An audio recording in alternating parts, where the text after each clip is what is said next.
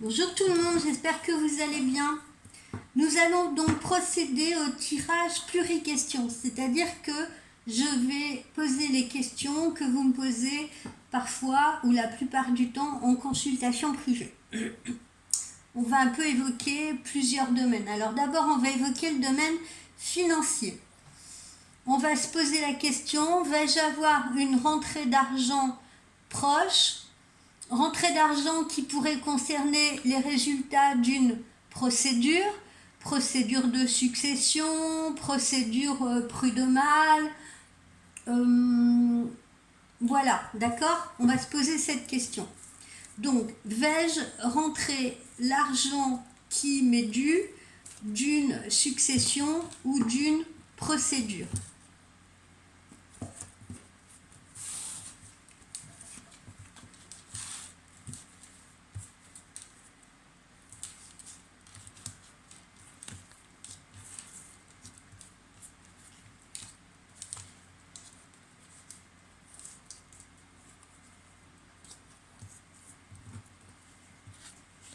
Vais-je avoir une rentrée d'argent proche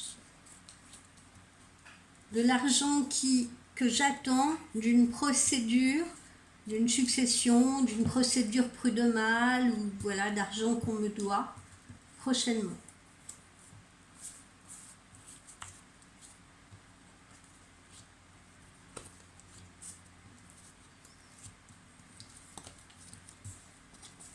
Oups.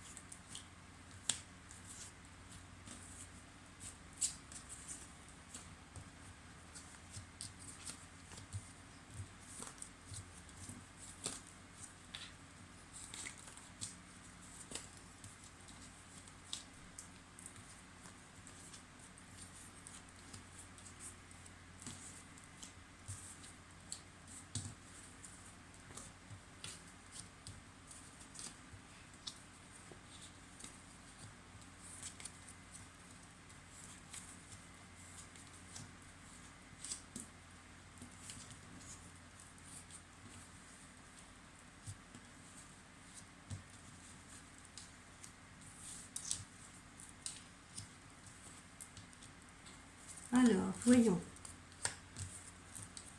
Quand je m'intéresse à ce sujet précis,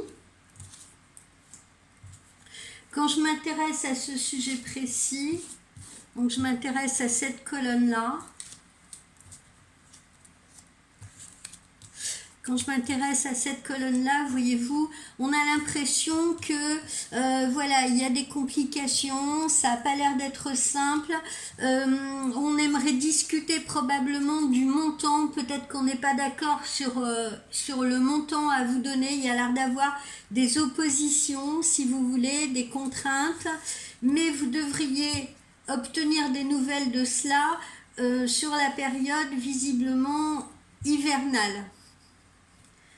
D'accord, donc on me donne un peu la fin de l'année, la rentrée de l'hiver. On voit qu'il y a des changements qui s'opèrent à cette période-là, vous voyez, entre l'automne et l'hiver. Là, on a les papiers, justement, on a toutes ces choses-là.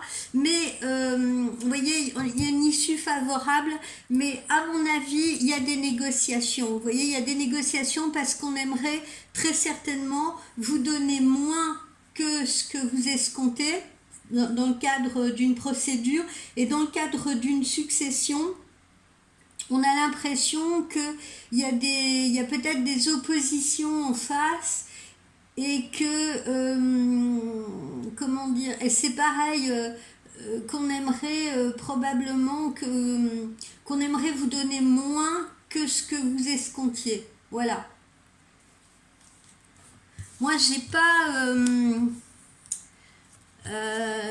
pas nécessairement, vous voyez, on a des signatures de documents, une étoile là-dessus, donc encore une fois, l'issue, elle est positive, c'est le montant, en fait, qui est négociable. C'est le montant, voilà. D'accord? Et alors, ce qui peut se produire aussi, c'est que vous perceviez déjà une sorte, ça peut se faire en deux étapes. Vous pourriez déjà percevoir une sorte d'avance, si vous voulez, et puis ensuite une somme plus importante. Mais voilà, j'ai vraiment cette notion de négociation, cette notion de négociation qui peut se faire soit entre avocats, soit par le biais du notaire. Il y a comme une sorte de révision, s'il s'agit d'une succession, il y a une sorte de révision, si vous voulez, qui doit être faite. Alors peut-être parce que la personne qui a géré la succession a pu...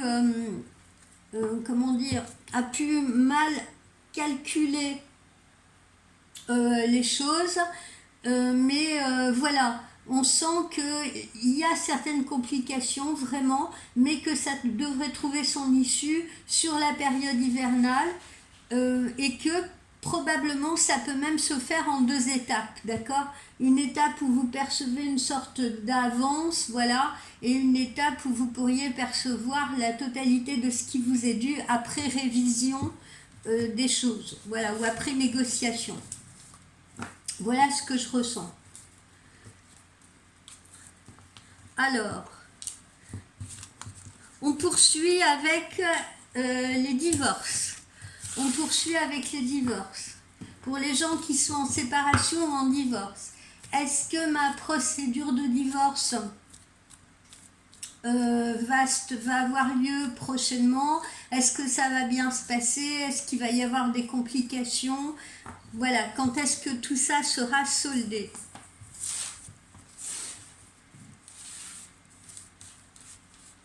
Alors,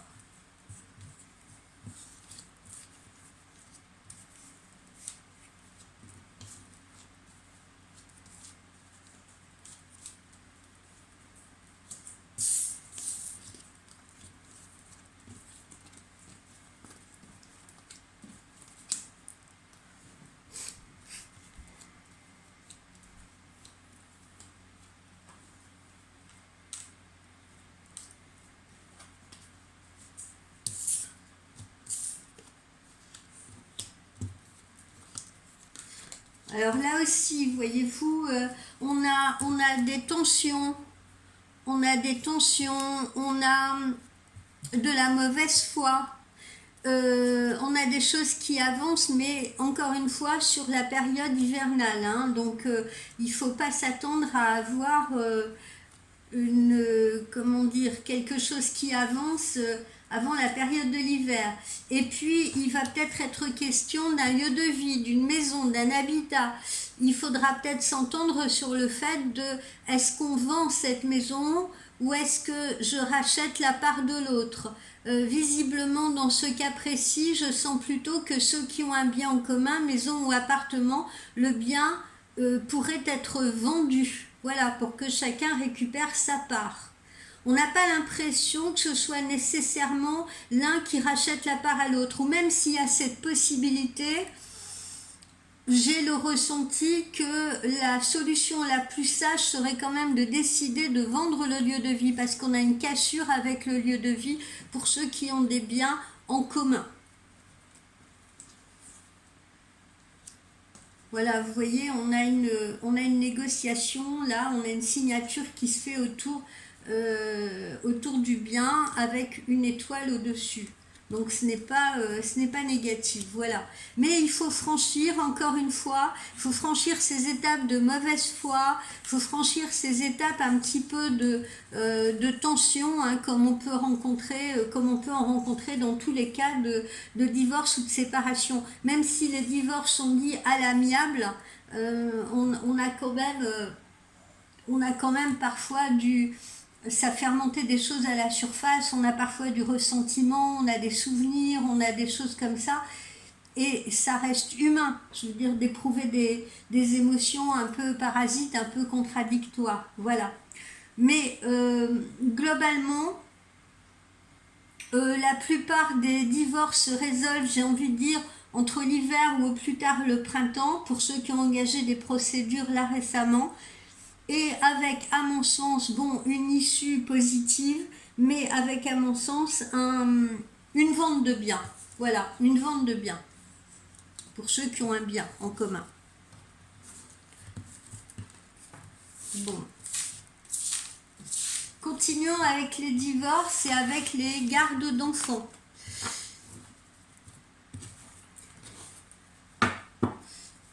Pour ceux qui sont dans des histoires de garde d'enfants, voilà, des histoires de garde où voilà, on essaye un peu de s'arracher la garde des enfants, est-ce que ça va trouver une issue favorable? C'est-à-dire, est-ce que on va finir par s'entendre sur, par exemple, une garde partagée?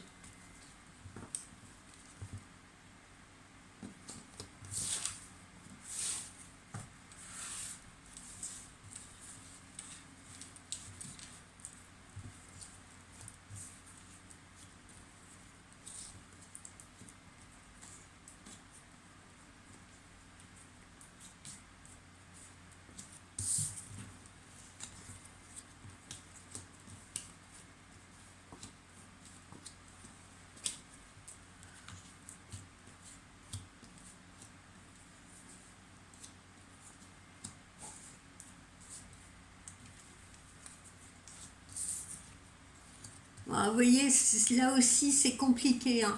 Mauvaise foi, notion de ressenti de trahison, d'abus de confiance.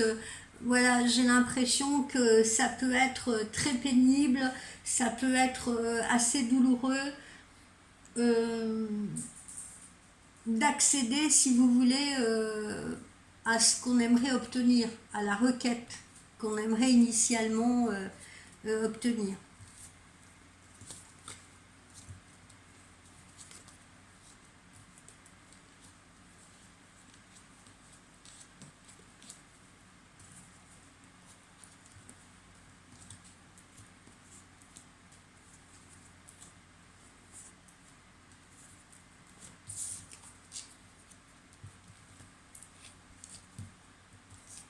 Alors pourquoi ça n'a pas l'air simple pour la plupart d'entre vous? La plupart d'entre vous, ça n'a pas l'air simple parce que il y en a qui repartent sur une nouvelle histoire d'amour, si vous voulez, et puis l'autre parent, si vous voulez, le protagoniste, hein, le père ou la mère des enfants, a peut-être un peu envie de vous mettre les bâtons dans les roues. Pas forcément, comment vous dire, c'est pas forcément pour vous vouloir du mal, mais parfois on a envie du mieux pour ses enfants et on a du mal à accepter que ses enfants se retrouvent avec une autre femme ou avec un autre homme. C'est un peu inquiétant, c'est un peu angoissant, il faut se mettre à la place des parents, si vous voulez. Donc ça crée quelques incompréhensions, ça crée quelques difficultés, et puis il y a un peu la déprime là au milieu. C'est un peu déprimant tout à coup de se retrouver dans des situations de garde partagée ou des situations où on ne verra ses enfants que un week-end ou que pendant les grandes vacances. Donc voilà, c'est toujours tendu ce genre de choses, hein, c'est toujours complexe.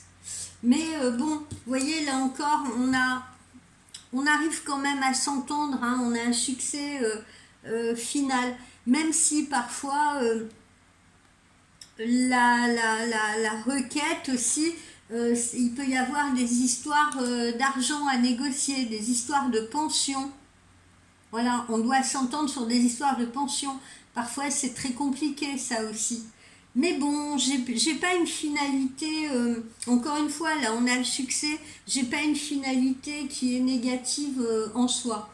Mais c'est complexe, hein, il faudra batailler. Vous voyez, on a quand même des tensions. Hein, on a quand même des tensions. C'est un peu conflictuel. Il y a certains parents aussi, de ce que je ressens. Voilà, hein, il y a certains parents, ce que je ressens aussi, c'est ceux qui seront obligés pendant quelque temps de voir leurs enfants dans un lieu particulier, si vous voulez, sous surveillance. et qui sont en train de demander, qui sont en train de faire la requête pour pouvoir voir leurs enfants chez eux à domicile. Parce que ça arrive, hein, il y a des, il y a des séparations difficiles, il y a peut-être des parents qui ont été un peu qui ont été violents, des choses comme ça, ou un mari qui a été violent, ou des enfants qui ont été heurtés, si vous voulez, par l'attitude des parents. Donc il y a des parents qui sont amenés à voir leurs enfants sous la surveillance, enfin dans un lieu dit, voilà, sous surveillance d'une assistante sociale ou sous surveillance de quelqu'un. Et ces parents-là peuvent demander, ben, à la suite de ça, est-ce que je vais pouvoir à nouveau recevoir mon enfant chez moi à domicile. Donc, il y a un grand oui, il y a un oui, ça trouvera une issue finale, mais il faut d'abord un peu passer par ces épreuves-là. Il faut faire ses preuves aussi vis-à-vis de la justice, d'accord? Il faut que les choses, l'équilibre se rétablisse. Ok? Donc, ces situations de garde là m'apparaissent un peu compliquées parce que on a l'impression que personne ne veut lâcher l'affaire et puis c'est normal, hein, on se bat pour ses enfants, hein, voilà, vous avez des mamans, elles se battent pour, euh, pour la garde de leurs enfants, elles se battent pour avoir le meilleur pour leurs enfants, des papas aussi, hein, c'est pas seulement les mamans, il y a des papas aussi. Et c'est souvent des affaires un peu tendues, un peu compliquées, mais où on parle aussi beaucoup finances, beaucoup pensions, etc. Mais bon, j'ai pas, encore une fois, vous voyez, j'ai l'énergie du lion, j'ai le succès. Après d'âpres négociations, on peut quand même trouver un accord. Voilà. Je vous dis pas que c'est simple, je vous dis pas que c'est facile, je vous dis pas que voilà. Après, sûrement pour la majorité, ça va être plus facile que ça, mais là, je suis en train de cerner des cas, les cas les plus compliqués, si vous voulez. Alors, les cas les plus compliqués, je m'adresse à vous, ça trouvera une issue favorable. Mais il faudra lutter. J'ai souvent des mamans qui me disent, j'ai eu des cas de mamans qui se sont trouvées en couple avec ce qu'on appelle un pervers narcissique, si vous voulez. Et souvent, ça peut être un homme qui a de l'argent, ça peut être un homme qui a des influences, qui a une bonne position, etc. Et elles ont du mal, elles, après la séparation, à trouver le bon avocat qui va faire face à ce monsieur ou voilà. Donc j'évoque aussi ces personnes-là parce que ça me vient à l'esprit. Donc là encore, on a une issue favorable, mais il ne faut pas lâcher l'affaire, quoi. Il ne faut pas lâcher l'affaire, ça peut prendre du temps, mais voilà, on a une issue positive quand même à toutes ces affaires comment dire, de garde d'enfants. Voilà. Avec surtout des négociations au niveau des pensions, etc.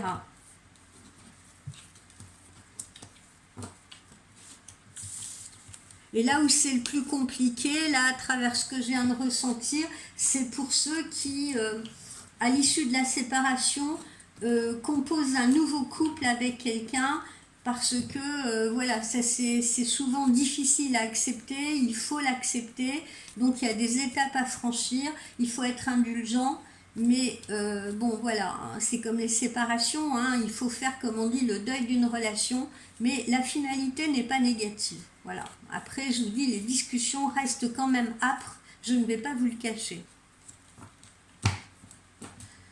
Qu'est-ce qu'on me pose comme question aussi, vais-je vendre ma maison? Tiens, je vais prendre un petit peu le petit jeu de Lucie. Est-ce que je vais vendre ma maison? Est-ce que je vais arriver à vendre ma maison? Est-ce que je vais pouvoir du coup déménager, passer un nouveau projet? Et est-ce que ça va se faire dans des délais acceptables?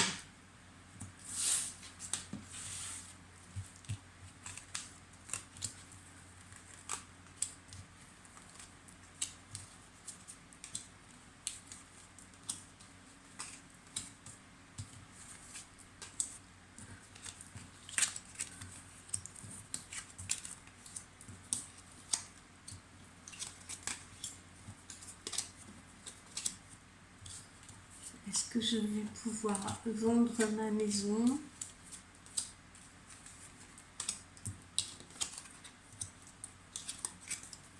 Alors, il y en a parmi vous, je le sens, qui justement décident de vendre un bien parce qu'ils passent à autre chose, parce que ils ont un autre projet avec une autre personne. Vous voyez, donc on a bien les discussions. Souvent, on veut déménager aussi par amour, quoi, pour construire avec quelqu'un d'autre, etc.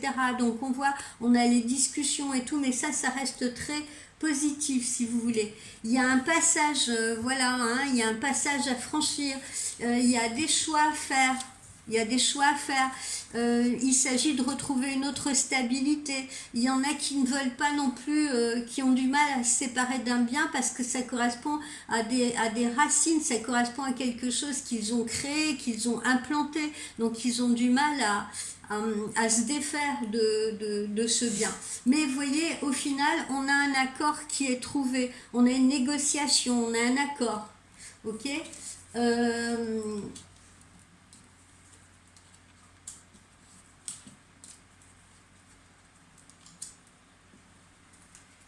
Donc vous voyez, on a la créativité, on a la signature. Donc je dis un grand oui là. Vous voyez, on est vraiment dans des choses positives. Hein. Et puis si vous voulez, au niveau du terme, au niveau de la durée, ça ne prend pas autant de temps que ça. C'est pareil, hein, c'est des choses qui peuvent se négocier là sur la période automne-hiver. En tout cas, on a l'impression que votre bien, au plus tard, sur la période du printemps, il est vendu. Voilà, vous arrivez à le vendre, vous arrivez à passer à autre chose. Ok ? Donc ça, vraiment, j'ai de la positivité là-dessus, vous voyez. Alors n'hésitez pas, on vous le conseille, à envoyer des prières à l'univers. Voilà, restez positif, c'est surtout la positivité, il ne faut pas être négatif. Faut pas se dire j'en vois pas le bout, j'y arriverai jamais à la vendre, c'est trop compliqué, je fais visiter, mais bon, vous voyez, parce que ça peut prendre un peu de retard. Je fais visiter, voilà, mais j'ai l'impression que les gens sont pas intéressés. Bon, le marché de l'immobilier en ce moment, c'est un petit peu compliqué, suivant les régions, mais voilà, le résultat, il est vraiment là, extrêmement positif, d'accord? Et on n'a pas l'impression d'avoir un délai très très long pour que vous puissiez vendre ce bien pour pouvoir passer à autre chose. Hein. Idem pour l'emménagement d'ailleurs. Donc ça, c'est plutôt cool.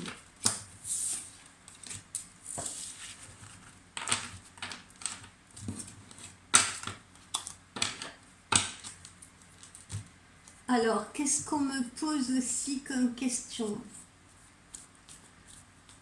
Qu'est-ce qu'on me pose comme question? Alors, on va parler amour. Non, on va parler travail avant. On va parler travail. On va garder le meilleur pour la fin. On va parler travail. Est-ce que j'ai un changement? Est-ce qu'un changement professionnel se dessine pour moi? Et est-ce que je reste dans mon entreprise ou est-ce que je vais plutôt signer ailleurs? Alors, voyons les tendances de tout cela.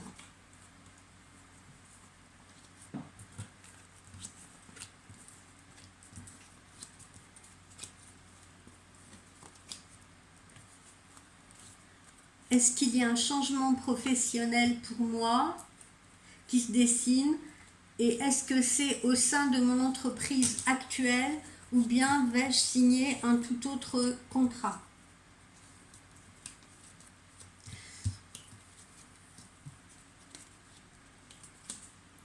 Il y en a beaucoup qui ont des jalousies et des rivalités hein, au niveau professionnel là. Alors s'il vous plaît, bon je sais que c'est compliqué les ambiances au travail, mais ne vous en faites pas trop avec les gens là qui sont en train de parler dans votre dos, qui sont vieux, qui sont jaloux. Laissez-les de côté, vous voyez, avancez, laissez-les de côté.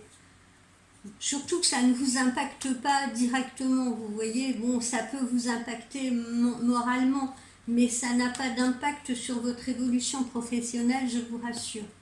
Donc, on peut vous faire une proposition. Alors, moi, visiblement, j'ai un changement, quoi qu'il en soit. Alors, j'ai un changement.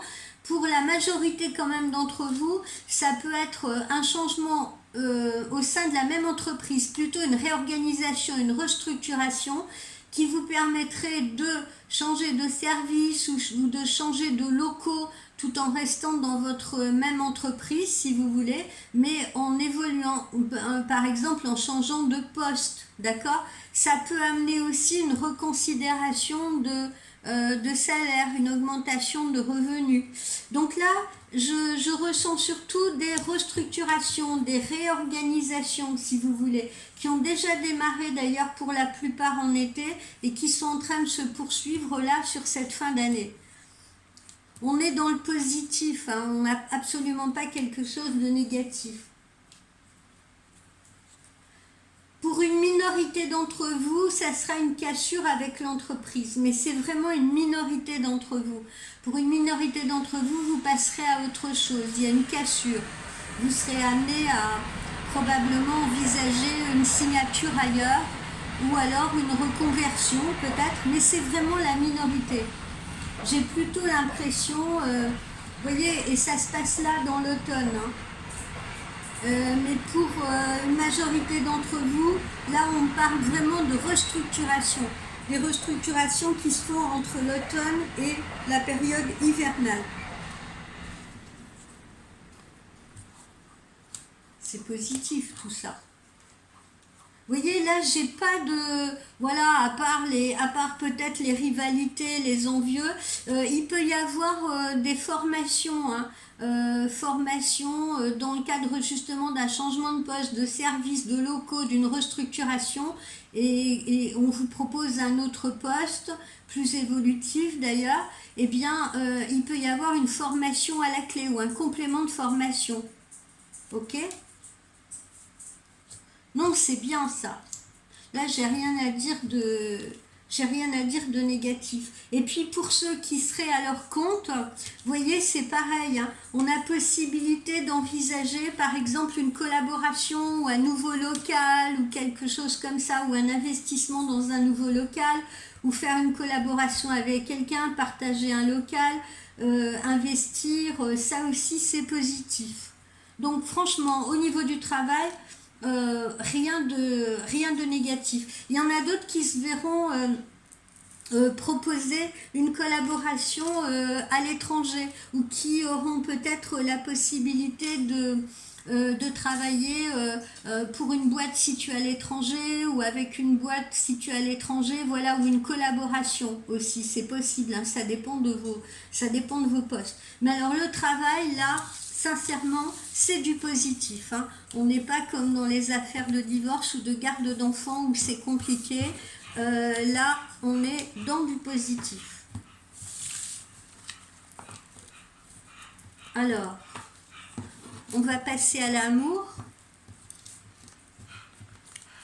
Alors, la question que tout le monde me pose tous les jours, c'est...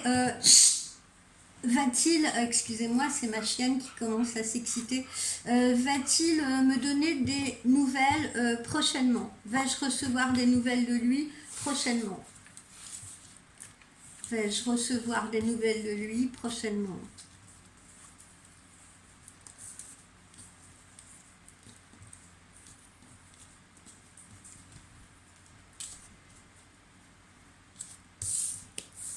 Bah tiens. Voilà, c'est la première chose qui vient.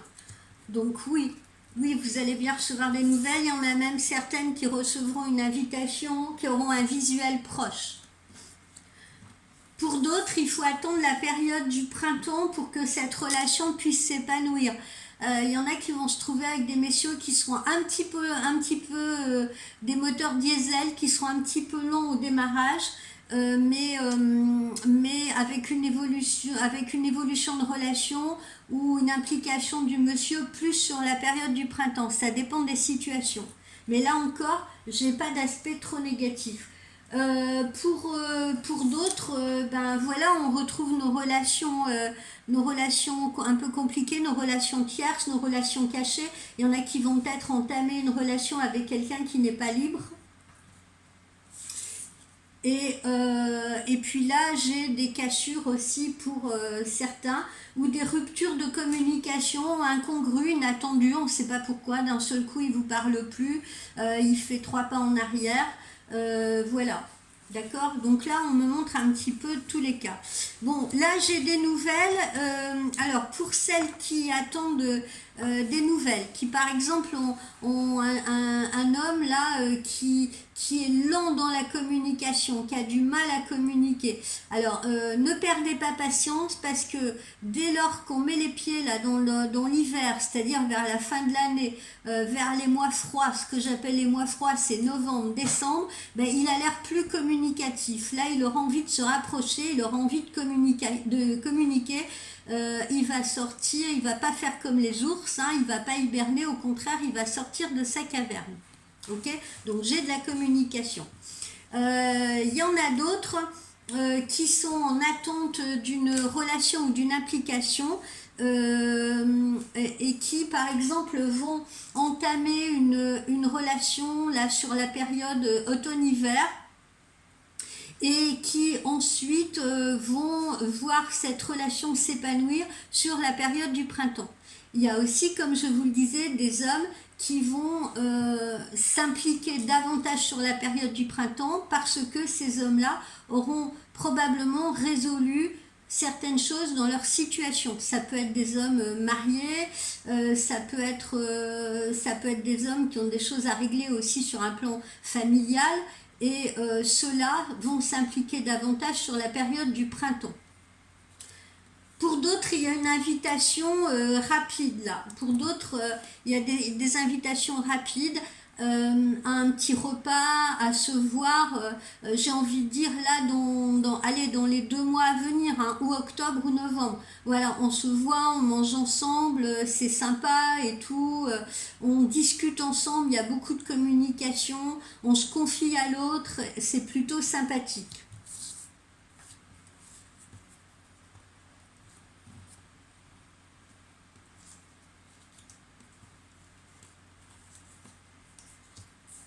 Il y en a qui vont faire route vers l'autre, il y en a qui sont peut-être actuellement dans des relations virtuelles ou dans des relations où il y a de la distance géographique et où l'un ou l'autre va se déplacer, vous voyez, pour aller voir son autre. Voilà, j'ai de la route, on fait de la route, on essaye de se voir comme on peut, on essaye d'aller à la rencontre de l'autre. Voilà, il y a des efforts de fait. Il y en a qui ont des relations, il y en a qui ont des relations également dans leur domaine professionnel. Alors, ça justifie que on peut être beaucoup plus, comment vous dire, beaucoup plus timide, beaucoup plus prudent, parce qu'on ne veut pas que les collègues fassent des gorges chaudes de ce qu'ils peuvent avoir sous le nez. Hein. S'il y a un échange de regards et tout, c'est vite capté par les autres. Et puis les autres peuvent après épiloguer justement sur la relation. Donc il y en a qui ont des relations au travail et les relations, a priori, on a envie qu'elles restent discrètes, comme on dit, pour vivre heureux, vivons cachés, plutôt que voilà, ça remonte aux oreilles des collaborateurs ou peut-être des supérieurs. Ceux qui sont dans des relations tierces, dans des relations triangulaires, dans des relations cachées, il y a de fortes chances, je ne veux pas vous donner de fausses joies, mais il y a de fortes chances quand même pour qu'un pourcentage quand même d'entre vous voit cette relation évoluer vers une construction. Donc si vous êtes en relation avec quelqu'un qui n'est pas libre, il y a de fortes chances pour que cette personne parvienne à se libérer, peut-être justement d'ici le printemps, arrive à se libérer. Ça ne sera pas le cas de tout le monde, hein. Je ne veux pas donner non plus de faux espoirs, mais on va dire que ce sont quand même des choses qui sont positives, voilà. Ou alors la relation va évoluer positivement, on va pouvoir organiser cette relation, on va pouvoir se voir plus, on va pouvoir communiquer plus, s'apporter plus de bonheur, de complicité, de moments ensemble.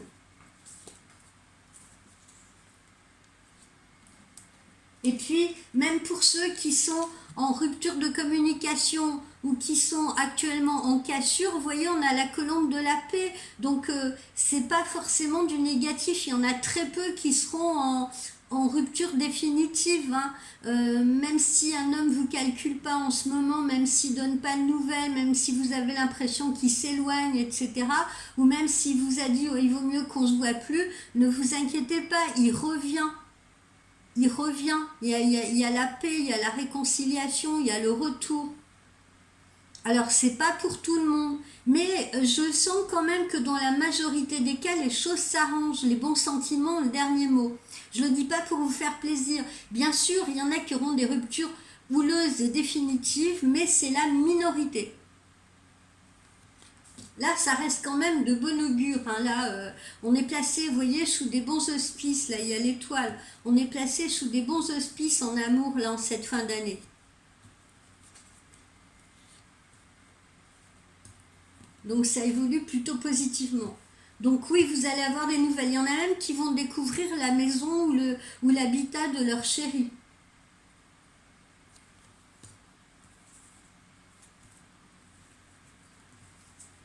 Donc oui, il y a des nouvelles. Oui, ça évolue. Et ça évolue plutôt positivement. Alors évidemment, pour certains, il y a du retard, hein, je vous dis, ça dépend des situations. Mais il y en a, évidemment, il leur faut plus de temps. Il y en a qui ont peut-être souffert, il y en a qui n'ont pas dépassé, par exemple, une relation qu'ils ont mal vécue, une séparation qu'ils ont mal vécue. Ils restent un peu tournés vers le passé, ça prend plus de temps, il faut refaire confiance, il faut recréer un lien, on n'y croit plus forcément, etc. Ça prend du temps, mais voilà, j'ai rien, vous voyez, j'ai rien négatif. Encore une fois, on a la colombe de la paix au-dessus de tout ça, hein. J'ai pas de drame là. J'ai pas de drame sur le plan sentimental. Juste, il faut de la patience. J'ai l'impression qu'il faut de la patience. Il y a des choses qui vont se dénouer et pour certains, ça prendra un peu plus de temps. Quand je dis un peu plus de temps, c'est-à-dire ça peut se dénouer, voilà, entre l'hiver et le printemps, dernier carat. Alors, qu'est-ce qu'il ou elle pense de moi? Voilà, quel est le ressenti? Quelle est la tendance? Qu'est-ce qu'il pense de moi?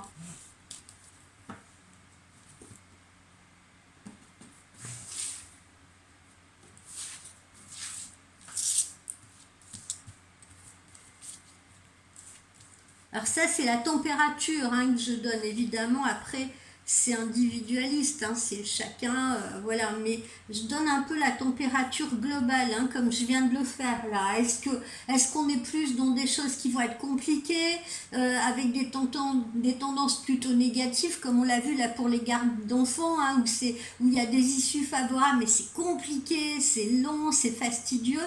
Ou alors est-ce qu'au contraire, on a une auréole d'amour là qui est plutôt dans la positivité. Ben, vous voyez, déjà là, on est dans la sagesse. Cette personne est sage et pense qu'il y a la même sagesse en face. Voilà, il vous trouve, ou il ou elle vous trouve plutôt posé.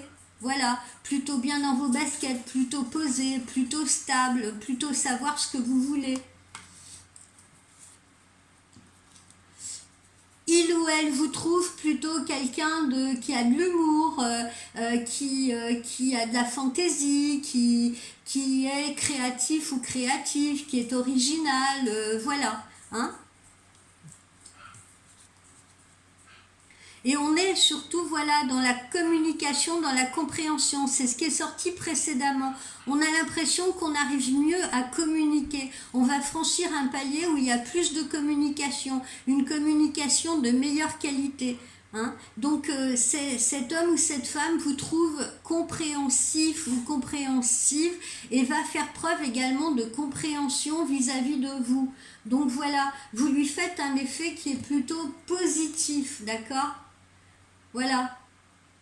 On vous trouve également lucide sur les situations que vous avez vécues ou sur la vie en général. On vous trouve de l'objectivité, de la lucidité.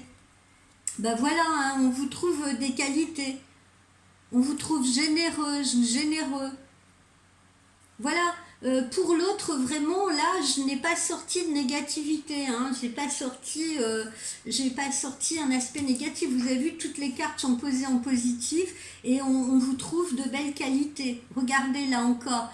Voilà. On vous trouve quelqu'un qui est sensible, on vous trouve sensible, on vous trouve compréhensif, bienveillante, généreuse, sensible, voilà.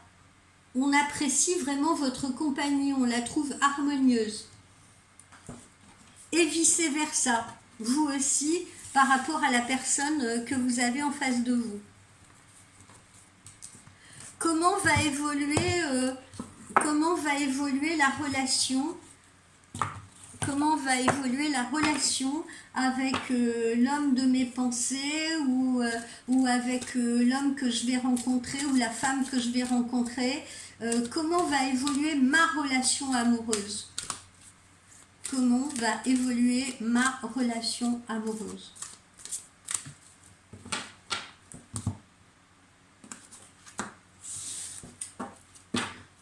Alors vous voyez, j'ai plutôt la passion, puis on vous dit de garder votre âme d'enfant ou de la retrouver, donc soyez léger, ne plombez pas les choses, d'accord? Même si vous avez vécu des choses douloureuses par le passé, eh bien, soyez dans la légèreté, ouvrez la porte, ouvrez votre cœur, observez la personne en face de vous, laissez-la venir à vous, laissez-la s'exprimer, ne jugez pas. Hein, ne jugez pas sur les apparences, d'accord? Essayez d'aller creuser un petit peu. C'est ce qu'on vous conseille.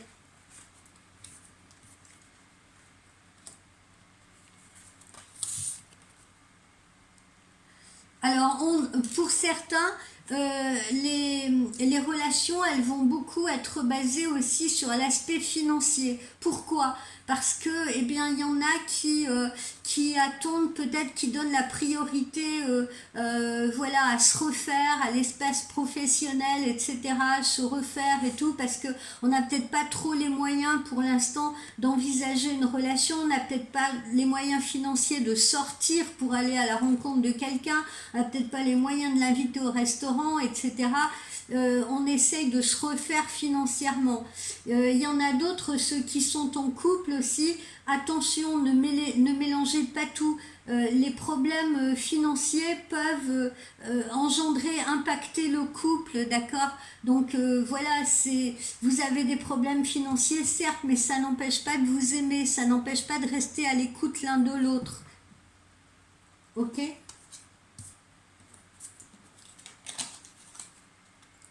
Exprimez votre amour, hein. On vous dit faites le premier pas, n'hésitez pas, il y a des femmes qui attendent, j'en ai conseillé une récemment d'ailleurs, j'ai dit si vous voulez de la communication en face, provoquez-la aussi.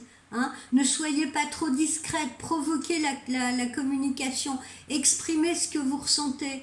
Vous n'êtes pas obligé de faire des grandes déclarations d'amour qui parfois peuvent faire fuir les hommes, mais vous pouvez... Pour qu'ils pensent à vous, vous pouvez envoyer je conseillais à cette cliente d'envoyer des messages qui seraient plutôt comme des lettres. Bon, maintenant on s'écrit par Messenger, etc. On n'envoie plus des courriers, mais l'impact psychologique est le même. Envoyez, alors ne l'abreuvez pas de messages non plus, ne tombez pas dans les excès, mais de temps à autre, envoyez des petits messages légers. Alors, n'envoyez pas juste des messages, c'est ce que je disais à cette cliente, n'envoyez pas juste des messages coucou, j'espère que tu vas bien, donne-moi des news, etc. Parce que voilà, c'est le message banal par excellence. Et puis l'autre, s'il est débordé de travail, s'il a des problèmes, voilà, ça va lui passer au-dessus de la tête. Soyez plus intéressante, soyez plus, vous voyez, proposez autre chose. C'est-à-dire, vous pouvez envoyer un message comme une lettre. Vous voyez, comme avant, les gens s'écrivaient beaucoup. Il fut un temps, les gens s'écrivaient beaucoup, les artistes entre eux, il y a des gens qui communiquaient, qui s'envoyaient des lettres. Alors n'hésitez pas à envoyer comme une petite lettre. Tiens, salut, j'espère que tu vas bien. Moi aujourd'hui j'ai fait ci, j'ai fait ça, j'ai vu tel film. Au boulot c'était pas génial, mais enfin voilà, je vais aller à la plage cet après-midi ou je vais aller faire un tour, ça va me faire du bien. j'ai écouté telle musique et tout, t'en penses quoi? Je suis allée au cinéma voir tel film, ah ben tiens, j'aurais bien aimé que tu sois là. De temps en temps, je pense à toi. J'espère que de ton côté tout va bien. J'espère que voilà, ta situation s'arrange, ou j'espère que tu es bien. Voilà. Mais voilà, racontez-lui des choses, racontez-lui des petites anecdotes de votre quotidien. Racontez-lui des choses, parce que quand vous lui racontez quelque chose, lui, il va s'habituer, si vous voulez, à recevoir ce genre de message qui n'exige pas forcément de réponse de sa part, en plus, qui ne lui met pas la pression.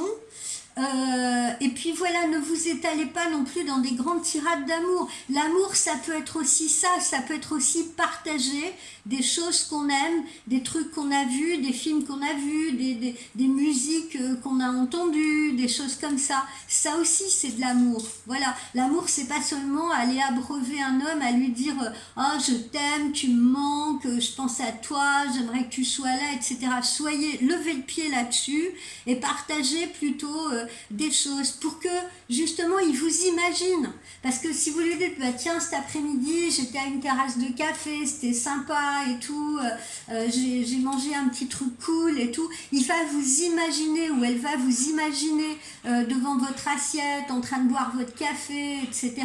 Soyez également dans l'humour, soyez imaginative, et vous verrez que la communication, elle va s'installer.